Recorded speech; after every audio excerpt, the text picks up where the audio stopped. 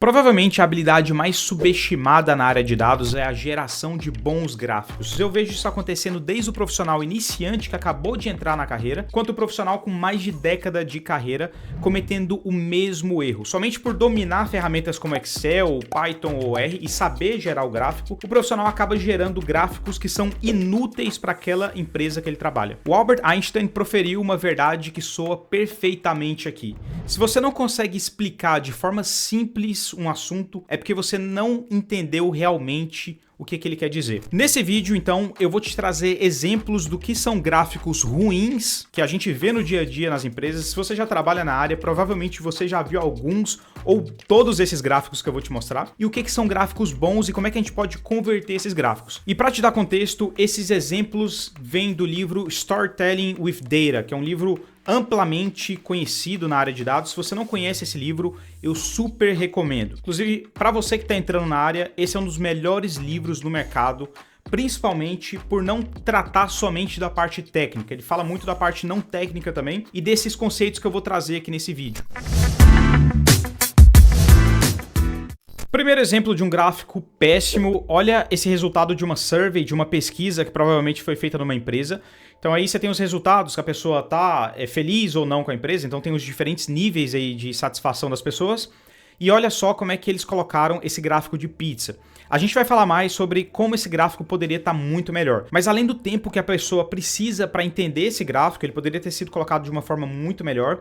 Além disso, existem grupos aqui negativos e positivos aí de satisfação que poderiam ter sido colocadas com cores mais parecidas e talvez até agrupados no mesmo conjunto. Então, assim, não foi muito feliz a pessoa que fez esse gráfico aqui. Nesse segundo gráfico, a gente tem esse Ticket Trend, que é uma tendência aí de tickets abertos, provavelmente por essa empresa.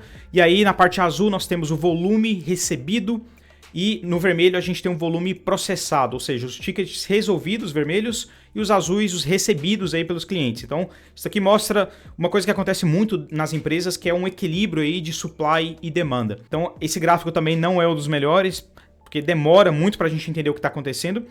Ou seja, dá para a pessoa até tirar alguma conclusão aqui, mas o nosso trabalho como analista, cientista, você que trabalha com dados, é muito mais trazer a conclusão já pronta ali para aquelas pessoas que estão numa reunião, por exemplo, do que você simplesmente jogar esse gráfico. E o problema que isso aqui gera é que as pessoas podem ter interpretações diferentes. Principalmente aqui, nesse gráfico, você tem várias linhas. A gente começa lá em janeiro até dezembro e cada um deles tem 2 barras. Então, assim, até uma pessoa pode focar no mês de janeiro, enquanto a outra pessoa foca lá no mês de dezembro. Então, é parte do seu trabalho também trazer um resumo geral do que você quer informar essas pessoas. Você passa mais tempo ali entendendo esses números e aí você traz de uma forma mais ótima o que você gostaria de trazer de mensagem principal. Inclusive, essa é uma das mensagens principais aqui desse vídeo, que se você for apresentar isso num slide, que eu super recomendo, é você utilizar ali um título que já resuma o que você quer trazer para essa pessoa. E não um título assim, resumindo o que é o gráfico, mas sim o que você gostaria de trazer de conclusão. A gente vai ver aqui exemplos de otimização a partir desse livro mesmo. Já nesse terceiro gráfico, a gente tem um problema aí de quantidade de informação outra vez, e esse é um dos maiores problemas que os profissionais pecam. Eles querem trazer mais informações porque deixa a coisa mais bonita, mais colorida, mais complexa. Parece que teve mais trabalho ali para fazer, mas acaba criando muito mais confusão do que o profissional imagina. Então eu entendo o seguinte, aqui a gente fala muito sobre vendas aqui no canal e foi um dos pontos principais aí que me fez, inclusive, criar esse canal, que é a importância de você, profissional, técnico ou não técnico, de dominar a arte de vender bem as coisas. E quando eu falo vender aqui, não é somente ter aquele estereótipo, que foi uma coisa que eu comentei no vídeo passado, não é aquele estereótipo do vendedor, é você entender o seu perfil e muito mais do que isso, entender como é que a cabeça do seu cliente, seja ele interno, ou seja, dentro da empresa, de uma outra vertical, ou externo, caso você preste serviço externamente, como é que esse cliente vai olhar para esse gráfico, o que você quer passar de mensagem. A gente acaba indo sempre para esse ponto principal, de colocar o cliente no centro da nossa análise. Nesse próximo gráfico, parecido também, a gente traz muita informação aqui da mesma forma. Então aqui, Our Customers, ele está comparando então a população americana com os nossos clientes aí da empresa.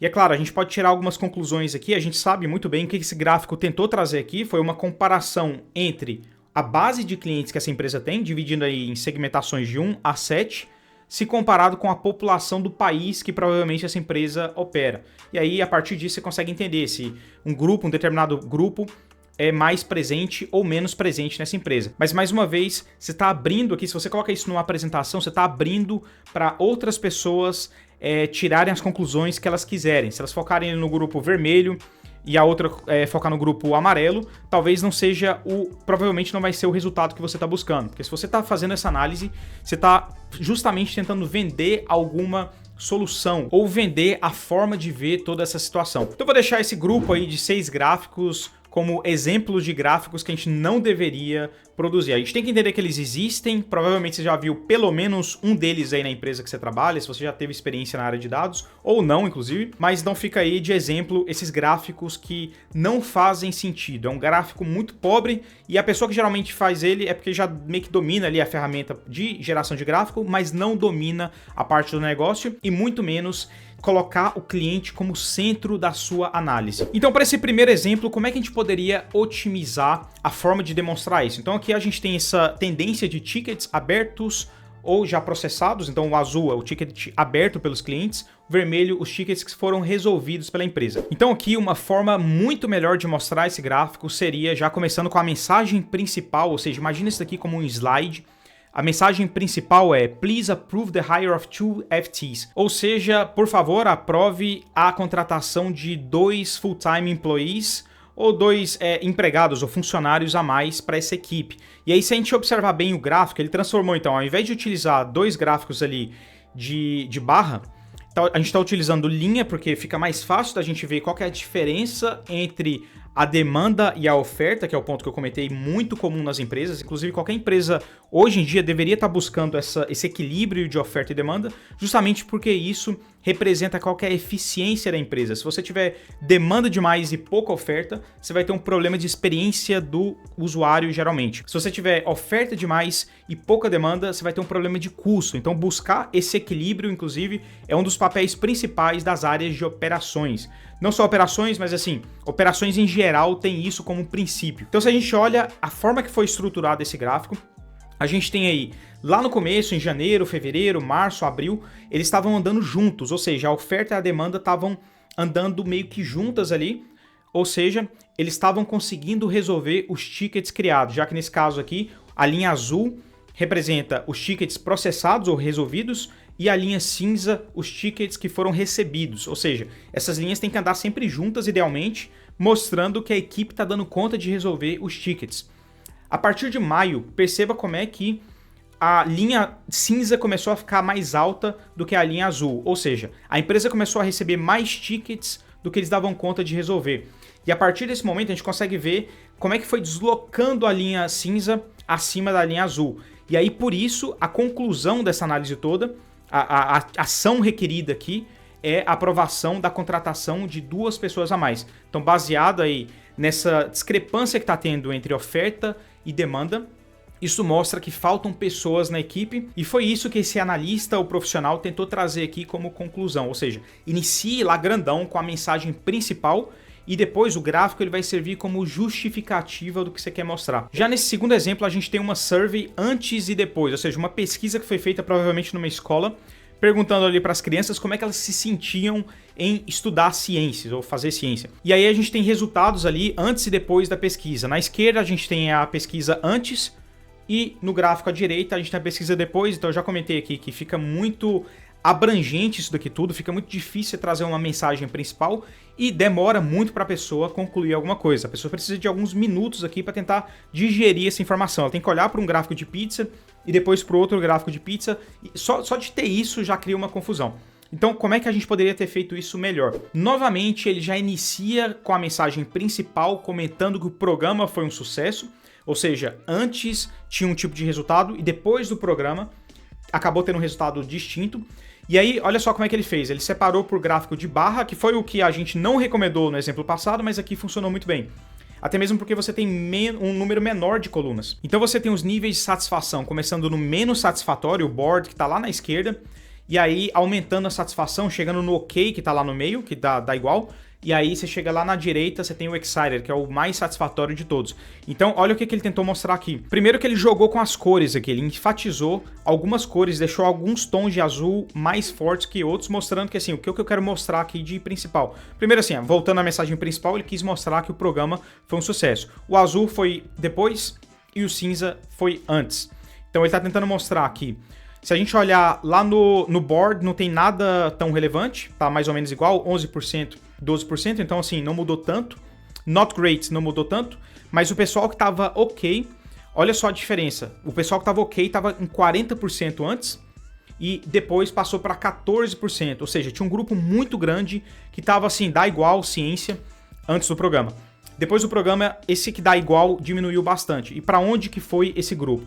Foi principalmente pro Kind of Interest e pro Excited, que são os grupos com maior satisfação. E olha que aumentou de 25% para 30%, e no Excited, que foi o mais impressionante, aumentou de 19% para 38%. Então assim, aqui a gente tem algumas mensagens que o pessoal que...